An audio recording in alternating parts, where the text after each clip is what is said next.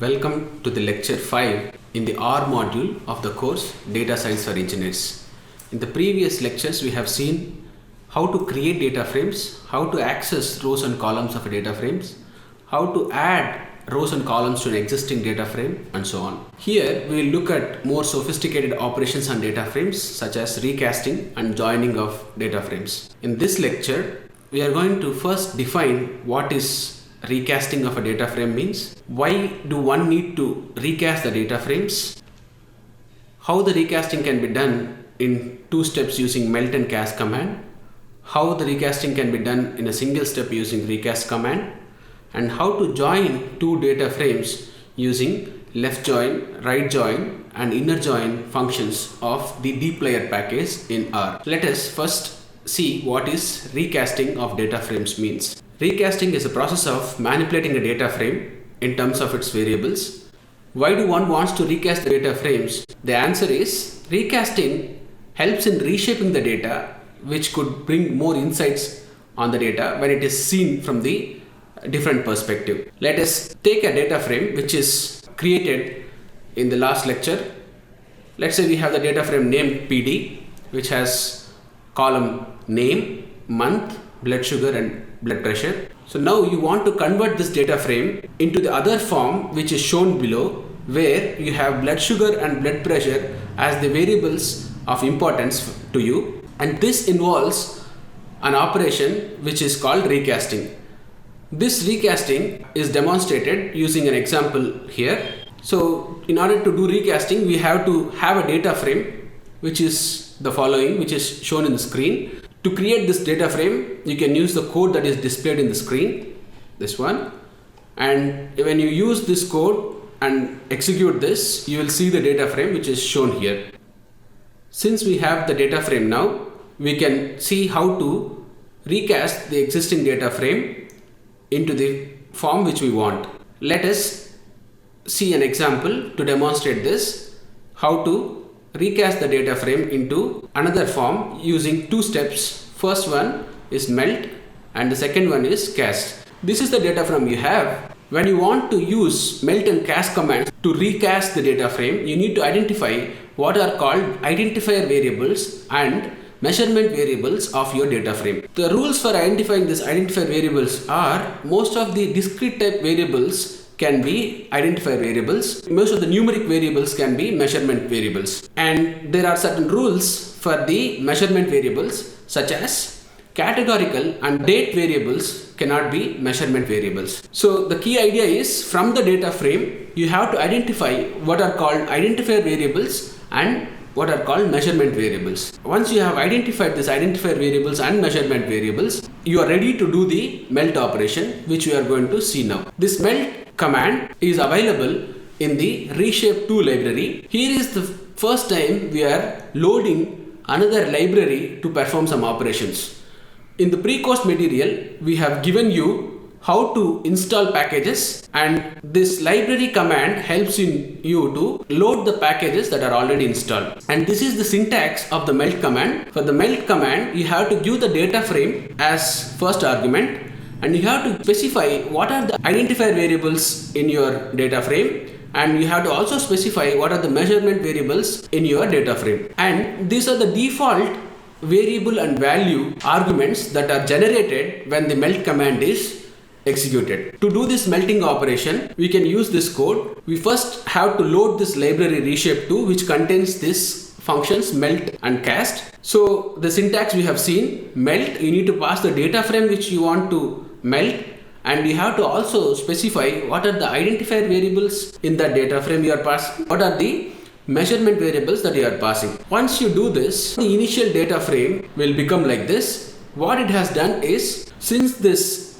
name and month are given as ID variables, they are as it is, and measurement variables BS and BP are now stacked under a column by name variable, as we can see here, and the values of them are stored in another column which is named as value. So when the melt command is executed, it will take these ID variables and keep them as is, and then convert the measured variables into one single column which is given by variable, and stores the values of those variables in another column by name value.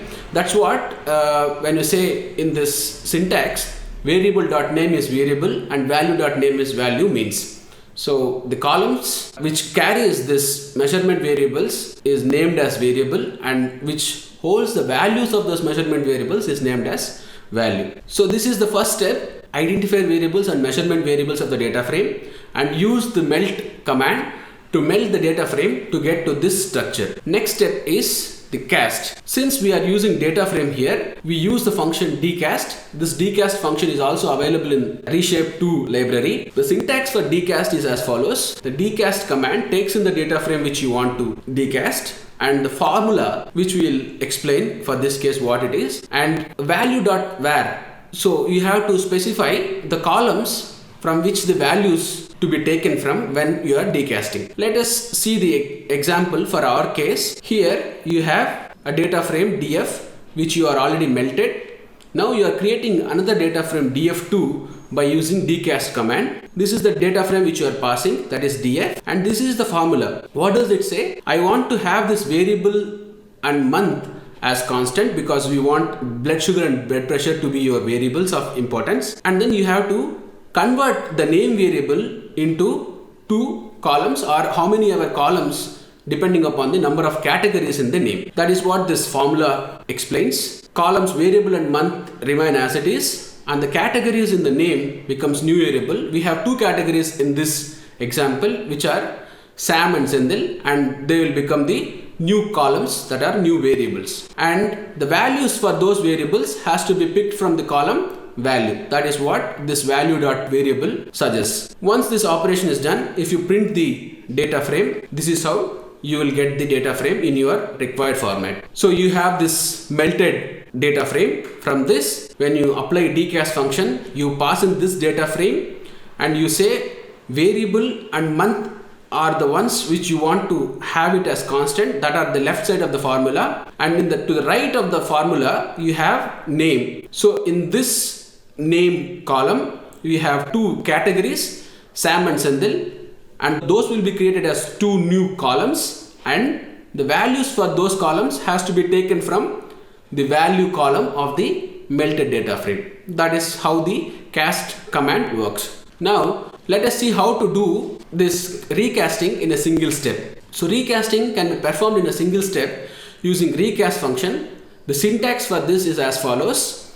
Recast, you have to give the data and the formula, and you have to also give ID variables and measurement variables. So if you can see this input arguments, it takes the input arguments of both melt and cast, as we can see in this command here. So recast command takes the data frame and it also takes the formula. This is the parameter that refers to the cast section of the command, and this is the parameter that refers to the melt section of the command. What we have seen in the melt, we have to specify what are the ID variables and the measurement variables. So when you specify only ID variables, the rest of the variables are defaultly taken as the measurement variables. So that's why we didn't specify measurement variables here. You can also specify the measurement variables, as we can see from the syntax. Now when you execute this command, it will melt and it will also cast, and it will print the casted data frame as shown in the screen below. Next, with this we can see that melt and cast operations can be done together using the recast command. Next we see how to create a new variable that is a function of already existing variable using the mutate command. Sometimes it is essential to have a translated or the function or a variable which is created from the existing variables. In this case, let us assume logarithm of BP value is something which is giving us more insight about the data. How do you create a new variable which carries the logarithm value of the blood pressure from the existing blood pressure value is the question. So now how to do that is you have to load the library dplyr. You can use mutate command and you need to pass the data frame, and you have to say you have to create new column which is carrying the values of logarithm of the existing column BP. Now if you print this PD2, you can see that there is another variable, that is logarithm of BP, that is created, and you have the corresponding values of it. Now let us look how to join two data frames. It's very important in terms of data analysis, because you will get part of the data from one source and the part of the data from other source. When we want to match these two data which are having some common IDs, how do you do this is the question. So this combining of data frames can be done using dplyr package. The general syntax of this dplyr package is as follows. You need to have a function which could be either left join, right join, inner join, and so on. And you need to pass the first data frame and the second data frame, because you want to do joining of these two data frames.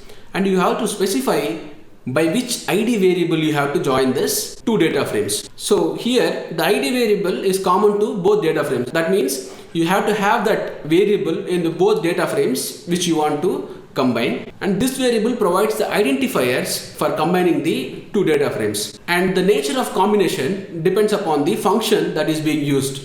We will see some examples. As a toy example, let us see this one. We have one data frame which carries ID, name and age. We have 1 and 2 as IDs here, name as Jack and Jill, whose ages are 10 and 12. Let us suppose we have another data frame which has this IDs in a reverse order, ID 2, ID 1, and the gender is girl and boy, and this is the output you want to get. Let's say you want to merge these two data frames using some function, either left join or right join or something, so that you will get the data frame which contains information in both the individual data frames. For example, you can see the IDs are the common variables or the identifier variables that are common to both data frames, and we are using this ID variable to combine these two data frames, 1 and 2. So you have one Jack, and for 1 we have boy, and we have age of Jack as 10, and that is also being taken care. And you have Jill, and the ID variable of Jill is 2, so we will have 2 Jill, age and the gender. This is one example how the merging or combining the data frames happens. Now let us look deep into the different functions that are available in the dplyr package to combine two data frames. There are several functions that are available in the dplyr package to combine data frames. Few of them are left join, right join and inner join, and there are full join, semi join and anti join. In this lecture, what we are going to see are the first three, left join, right join and inner join. We will leave the audience as an exercise to understand what full join, semi join and anti join does in combining the data frames. Let us illustrate joining of data frames by creating two data frames first. Let us first create this data frame PD. This can be created using the code shown here, and when you print that, you can see the output as here. We have two names, Senthil and Sam. We have 2 months, Jan and February. We have blood sugar and blood pressure values of those variables. Now we are creating another data frame which contains 3 names, Senthil, Ramesh and Sam, and the other column carries the department where they are working. So Senthil and Sam is working in PSC and Ramesh is working in data analytics. To create this data frame, you can use this code, and when you print this data frame, you can see the result in the console as shown below. Now we have created two data frames, PD and PD new.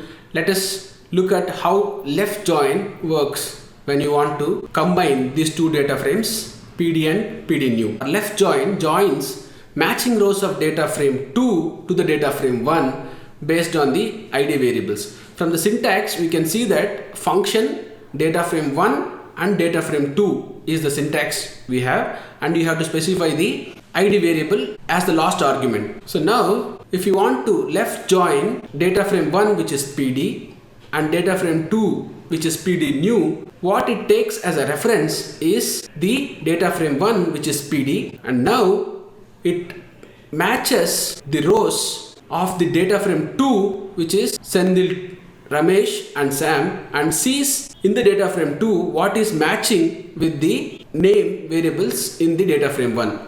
Essentially, it will keep only Senthil and Sam and not keep Ramesh, because it will take the matching rows from the data frame 2 to the data frame 1. So we will see that when you do the example. Now Here there are only two IDs corresponding to the values in PD new, and that will be matched with PD. The variable department will be added to the final data frame only for Senthil and Sam. Let us see in detail. You have two data frames. You need to load the library dplyr, and you are doing it left join, and I am naming the new data frame which is coming out with this left join operation as pd underscore left underscore join 1. I have to use this command left join. This is the data frame 1 I am passing in, and this is the data frame 2 I am passing in, and then I want to join these two data frames by the variable name. Now when I specify I want to join these two data frames by name, the left join, it will take PD as a reference, look for the names that are common in both PD and PD new, and then take the data from the PD new and merge it with the PD, and then create another data frame which is given by this name PD left join 1. So you have data frame 1 PD which contains Senthil and Sam, and it look for Senthil and Sam in the data frame 2, and then merges the information that is available extra for these names and add it to the existing data frame with another column department, and the department of Senthil is PSC and the department of Sam is also PSC. It will rehold the PD and then add the corresponding piece of information that is coming from the data frame 2.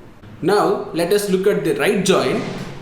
Similarly, so what right join does is it joins matching rows of data frame 1 to the data frame 2 based on the ID variable. Let's say you have this data frame 1 which is PD and data frame 2 which is PD new, and you can do the right join by using right join command, and you need to pass what is data frame 1 and what is data frame 2. Here we have PD as a data frame 1 and PD new as data frame 2.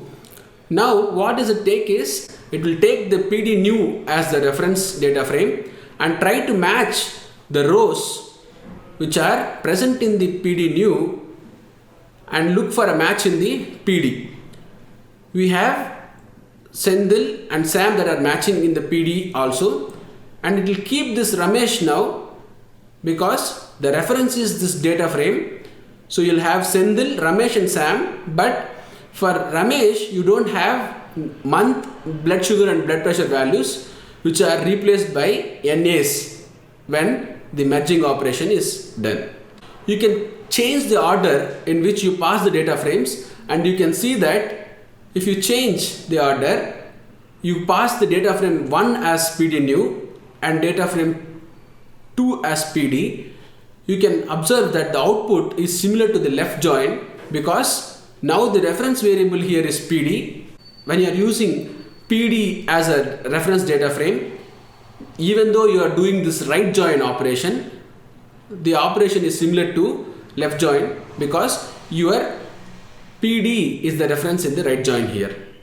So to summarize, left join and right join can be used vice versa, but depending upon the way you pass this data frames, the merging operations will either look similar or different. So you have to be careful when you are passing the arguments to this left and right join commands.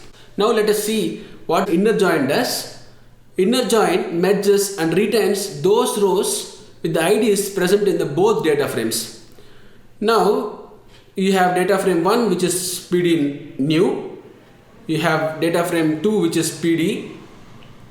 Now when I pass these two data frames as an argument to this inner join function and I want to match them by name, it will look for the rows with IDs present in the both data frames. In these two data frames, we have Senthil and Sam present. It will print only the data that is corresponding to the Senthil and Sam because Ramesh is not available in this data frame 2. So we have seen left join, right join and inner join. We left as an exercise for the viewer to understand how full join, semi join and anti join works. To summarize, in this lecture we have seen how to recast the data frames and how to combine two data frames using the dplyr package. In the next lecture we are going to see how to do arithmetic, logical and matrix operations in R. Thank you.